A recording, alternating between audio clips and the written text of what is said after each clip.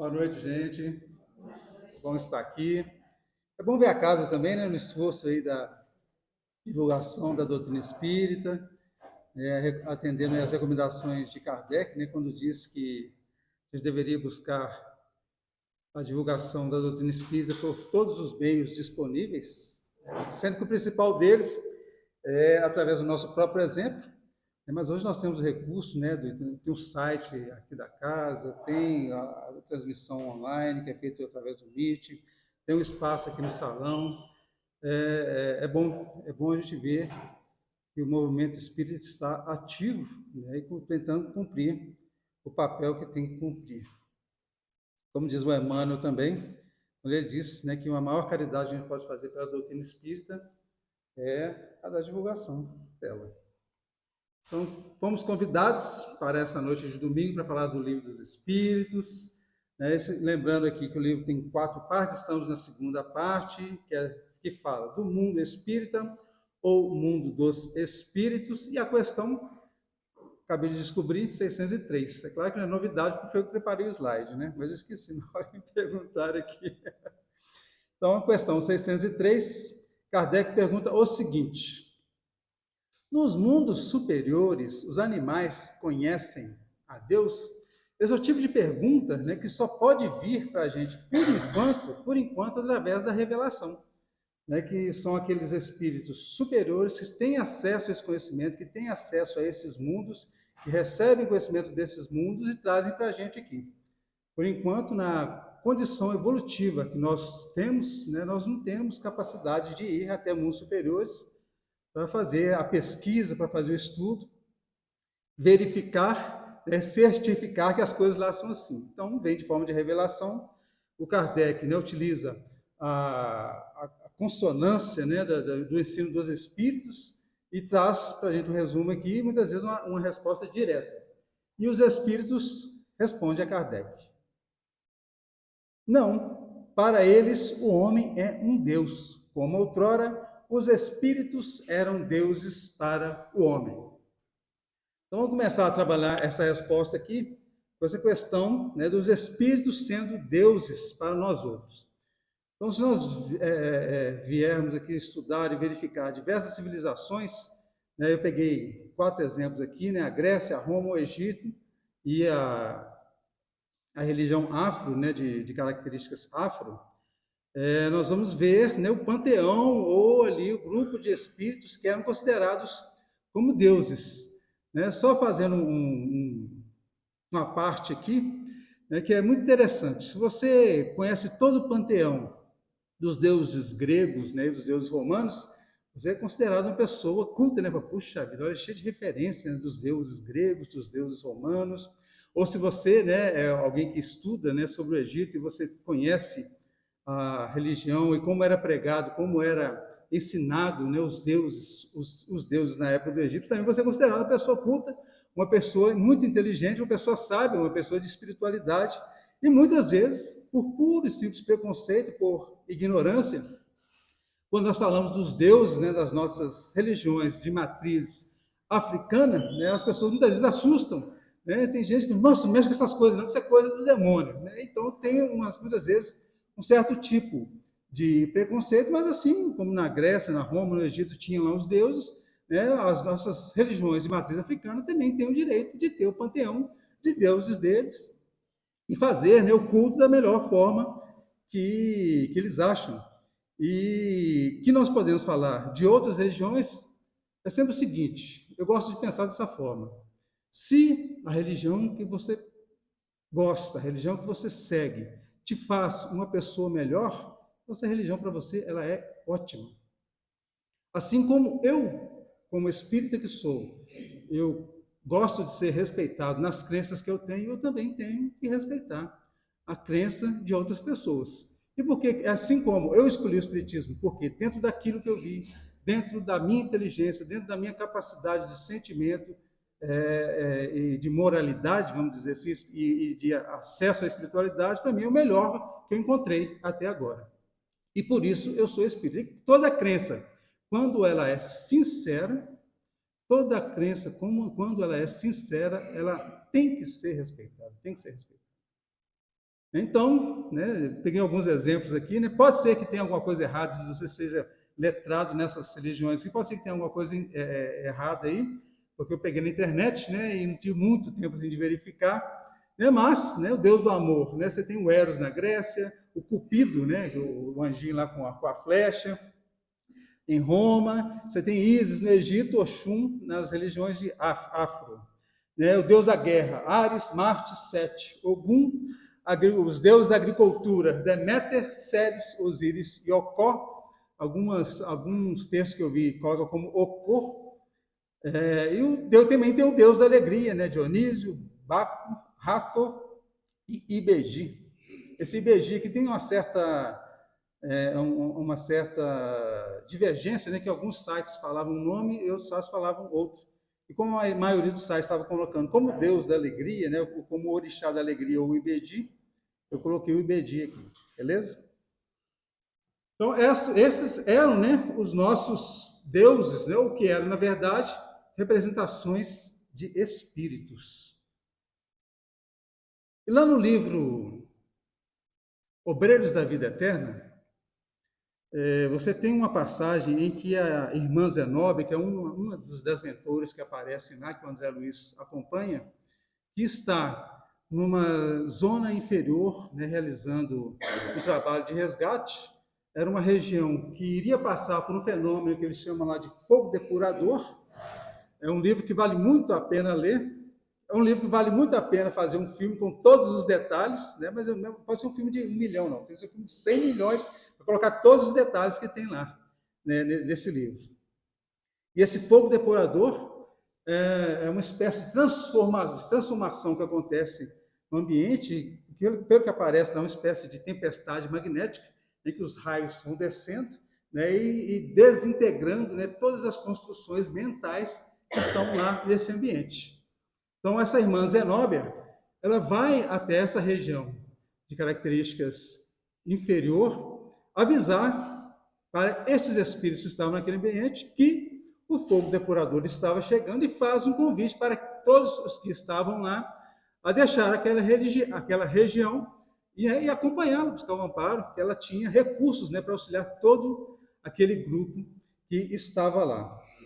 Acontece várias outras coisas, né, que aí vocês vão ter que ver o livro para poder ver as coisas que acontecem, que são muito interessantes, são informações muito importantes para nós, que quando estamos encarnados, né? Porque não é só. Por que André Luiz traz essa notícia? Né? Para você perceber o que espera aquelas pessoas que praticam o bem e o que espera aquelas pessoas que não se preocupam em realizar o bem.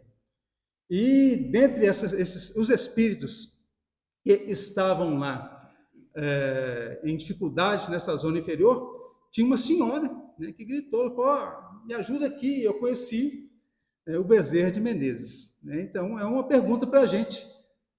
Será que nós estamos convivendo e vivendo com trabalhadores, né, espíritas de valor, e nós não estamos aproveitando essa convivência para trazer esse valor, trazer essa luz para nós mesmos também? O Emmanuel diz o seguinte, a respeito dessa criação de ídolos, né, que muitas vezes pode escambar também numa criação de Deus dentro da doutrina espírita, que na fé raciocinada não podemos ter esse tipo de atitude. Ele fala lá no livro Consolador, né, que criar ídolos humanos é pior que levantar estátuas destinadas à adoração. Criar ídolos humanos é pior que levantar estátuas destinadas à adoração. Então é muito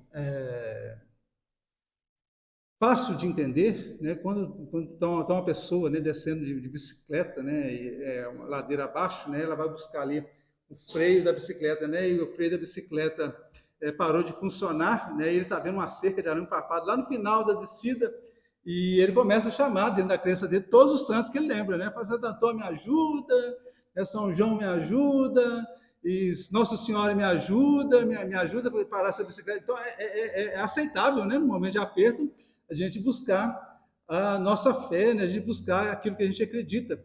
Mas nós, né, como espíritas, nós não podemos achar, né, que vai ser o Kardec, ou São Kardec, ou São Emmanuel, ou São Bezerra de Menezes, ou São Chico, né, que vai solucionar o nosso problema. É claro que nós temos que ter todo o respeito e gratidão aos trabalhos desses grandes trabalhadores, né, gente? Puxa vida. Você pega o Allan Kardec ou o Chico Xavier, que são espíritos que dedicaram a própria vida. Eu acho que o Chico, com relação a anos, né, a quantidade de anos e de tempo que ele dedicou a deixar para a gente a mensagem espírita, através principalmente dos exemplos dele, mas também através da psicografia, né, que são livros e livros e livros. Né, cada vez que alguém fala da quantidade de livros, essa quantidade aumenta mais um pouquinho, mas já sei que já são mais de 500 livros. E claro que nós temos que ter gratidão e respeito a um espírito desse que vem e faz a tarefa dele completa, né, com louvor, aquilo que se propôs a realizar. Mas nós não podemos pensar que nós podemos transferir a responsabilidade, né, da nossa evolução, a evolução de cada um, na mão daqueles que já fizeram o trabalho que eles tinham que fazer.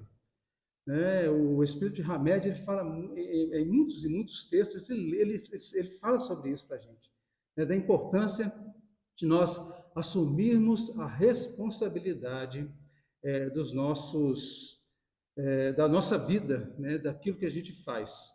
Inclusive, no exemplo que eu estava trazendo aqui da irmã Zenóbia, lá do livro Obreiros da Vida Eterna, ela faz um discurso bem longo, mas tem uma frase lá que eu guardei, sabe? Que não precisa de ler, voltar lá para poder guardar, né, trazer de novo essa ideia. Ela diz lá, né, que a diferença entre nós que estamos aqui na posição de socorristas, né, de vocês que estão em posição de sofrimento, é que nós já entendemos, né, que a causa das nossas dores, né, é de nós mesmos. Os problemas que existem, as dores que nós estamos passando, muitas vezes nós passamos, é de nossa própria responsabilidade. E vocês estão terceirizando, né, atualizando a linguagem, vocês estão terceirizando essa responsabilidade. Vocês estão achando que vocês estão sob injustiça. E uma das maiores erros, né, de atitude que nós podemos pensar é de que exista alguma coisa no mundo que está em injustiça. Né? Deus é justo, soberanamente justo e bom. E Ele não permitiria que nada acontecesse conosco que não estivesse dentro do amor, dentro da sabedoria, dentro das leis dele. Eu sei que muitas vezes, e existem até muitas teorias, né, dentro do meio espírita que quer relativizar a lei de causa e efeito, gente, mas eu penso, e pelo que eu tenho estudado até hoje, né, de diversos espíritos dizem, né, eles dizem que a lei de causa e efeito ela é matemática, matemática. Eu não posso agredir a ninguém e achar que não vai dar nada, não posso matar ninguém e achar que não vai dar nada. Eu vivo num ambiente, né, que eu pude ver, infelizmente, diversas pessoas, né, dando golpes financeiros em outras pessoas. Né? Gente, cada centavo que nós retiramos indevidamente de terceiros, isso pesa na economia da lei de causa e efeito da minha própria vida. É claro que eu sempre posso abraçar as ideias do amor, abraçar as ideias, as atitudes de amor, os pensamentos de amor e reverter, né, essas dívidas que todos nós as temos, em atos de amor. E como diz o Pedro, né, um ato de amor cobre multidões de pecados. E é muito diferente, né, quando você, por cometer um assassinato, você morre, né, em salvamento, né, você se torna bombeiro e no momento de um trabalho que você está fazendo lá, você acaba desencarnando por causa de um salvamento que você estava fazendo. É muito diferente quando, né, a lei vem cobrar na sua porta. Né, você entra numa discussão de trânsito e acaba sendo alvejado por uma arma de fogo. É muito diferente. E todas as duas formas você está quitando com a lei de causa e efeito. Então, ainda sobre essa questão, o espírito de Miramês ele diz o seguinte, né, que a percepção da força soberana, O animal não tem raciocínio para a classificação do que é a força poderosa que fez tudo no universo. Só para voltar lá na questão, porque eu comentei um monte de coisa, né? A Espírita responde, né? Não, para eles o homem é um Deus, como outrora os espíritos eram deuses para o homem. Então, como são esses animais lá nos outros orbes, né? A percepção da força soberana. Aqui nós podemos ter, aqui no plano físico nós podemos ter a ideia de Deus, podemos. Nós temos lampejos, inclusive, de momentos que parece que Deus está do lado da gente, né? Apesar da vida que a gente leva muitas vezes. Mas nós temos insights, ou luzes, né? Ou percepção de que existe uma força maior do lado da gente. Mas o animal, né, não tem raciocínio para a classificação do que é força poderosa que fez tudo no universo, que está falando aqui de Deus. Sobre a força moral, ele tem o homem, né, em orbes superiores, ele tem o homem como um ser superior e o respeita pelo comando da sua voz e gestos, e pelos gestos já disciplinados que a sua vontade ele imprime, com o magnetismo que lhe é próprio pela evolução. Os espíritos, aqui está lá no livro dos Espíritos, né, sobre essa força moral, sobre essa autoridade moral. Os espíritos têm uns sobre os outros a autoridade correspondente ao grau de superioridade que hajam alcançado, a autoridade que eles exercem por um ascendente moral irresistível.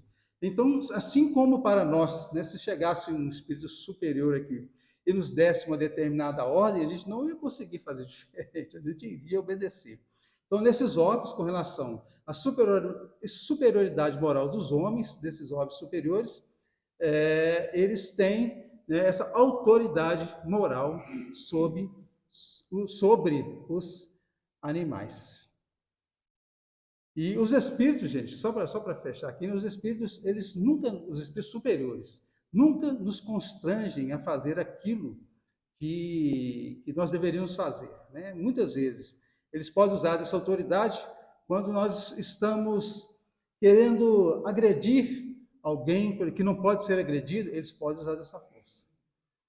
O próprio exemplo disso é Jesus, no momento da prisão dele, ele fala para os soldados, né, ele dá uma ordem para os soldados, né, fala, vocês estão procurando a mim, eu sou Jesus, vocês estão procurando a mim, então vocês me levem, e vocês, por favor, vocês não vão levar, né, estou falando com outras palavras, vocês não vão levar nenhum desses outros aqui, vocês vão somente me levar. Quer dizer, ele usou da autoridade moral dele e os soldados obedeceram. Eu gosto de comparar os soldados romanos com um batalhão do BOP. Imagina que chega um batalhão do BOP, uma determinada comunidade, e chega alguém, né, e dá uma ordem para os soldados do batalhão do BOP, fala, não, vocês não vão fazer isso aqui, vocês vão fazer assim. E o batalhão do BOP vai obedecer. Não vai, né? Os soldados romanos seria a mesma coisa. Mas Jesus, pela autoridade dele, moral, né, ele dá uma ordem e eles obedecem. Inclusive, né, se vocês repararem no que está escrito no Evangelho, a primeira vez que ele fala, eu sou Jesus, que ele se identifica, os soldados e todos aqueles que estavam ali para o prender, todos caem de joelho na hora, né, devido à autoridade moral de Jesus. Só para reflexões, né, para reflexões. E o que é um espírito superior? Acho que vale muito a pena a gente se esforçar para alcançar esse patamar. Vale muito a pena. Agradecer muito, né, a atenção de todos vocês, agradecer o pessoal de casa pela companhia nessa noite de domingo. Obrigado mesmo.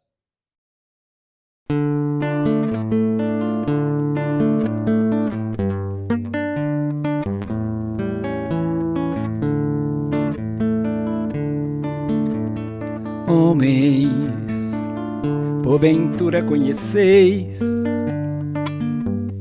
todas as leis da natureza. Homens, vós que ainda julgais como sobrenaturais o inexplicável aos sentidos, ouçam, deixai do orgulho e do egoísmo, acompanhai o espiritismo a demonstrar o natural. Ainda não conheceis tudo, para assim contudo terdes a explicação. nem superstições, nem sobrenaturais. Verás que a aplicação das leis naturais, nem superstições, nem sobrenaturais. Verás que a aplicação das leis naturais. Homens, porventura conheceis todas as leis da natureza? Homens, vós que ainda julgais como sobrenaturais o inexplicável aos sentidos, ouçam, deixai do orgulho e do egoísmo, acompanhai o espiritismo a demonstrar o natural. Ainda não conheceis tudo, para assim contudo terdes a explicação, nem superstições, nem sobrenaturais. Verás que a aplicação das leis naturais, nem superstições, nem sobrenaturais. Verás que a aplicação das leis naturais.